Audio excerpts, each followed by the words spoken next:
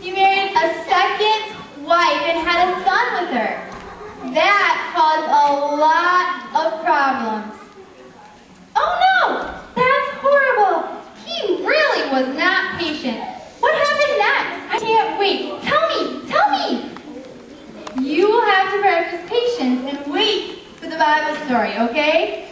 What problems did Abraham's shortcut or big mistake cause him? Trouble, everything. Yeah, a lot of trouble. It caused him. His family argued. Right? It caused him a lot of family problems. It hurt him. It hurt his wife. It hurt his sons. It hurt Hagar. This mistake and problem of being impatient caused a lot of pain. But we all make mistakes, and he did learn from them. Just like I learned from my volcano mistake with the little green man. Yep, just like you learned with the little green man, Abraham learned that his shortcut was not a good idea. Abraham began to trust and obey God and patiently wait for God's promise to come true. But Abraham's journey isn't over yet. He had been waiting for more than 20 years for God's promised son. Sarah and Abraham were getting really old. Yeah, really old. As old as my great-great-uncle Louis, who is a gorilla!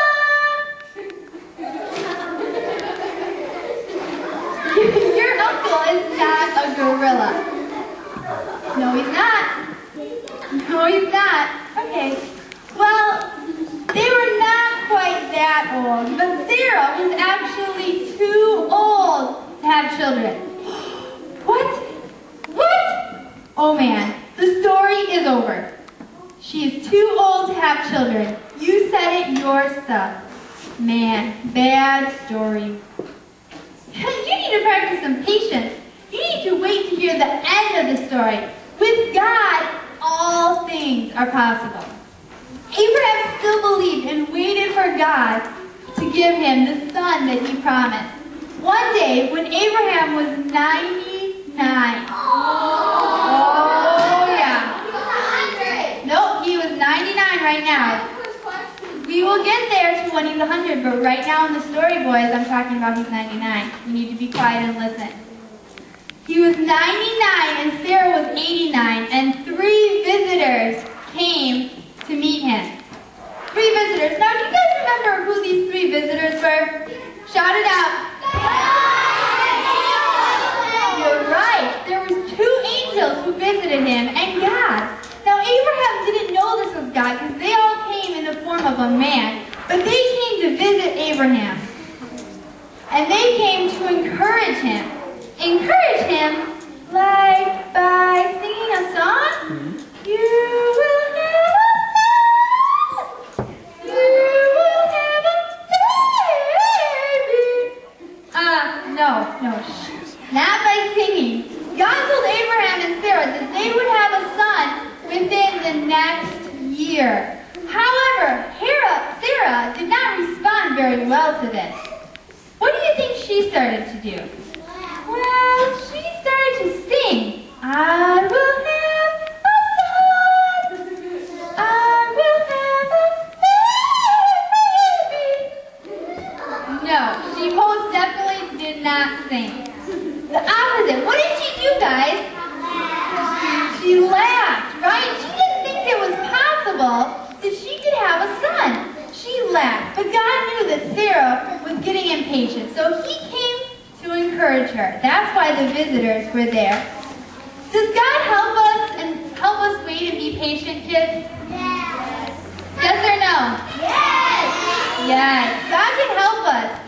We can always count on God to help us when we ask him. That's right. And guess what happened next? I know. They waited so patiently that God finally gave them a girl. Is that right, guys? No, they waited patiently, but God finally gave them a son. The son that they had been promised more than 20 years ago. Now, Abraham and Sarah were so excited that they became parents. a son. Abraham was 100 years old, and Sarah was 90. Their son was finally born. Wow. As old as my great Uncle Louis, the gorilla. They were very old, but their patience finally paid off.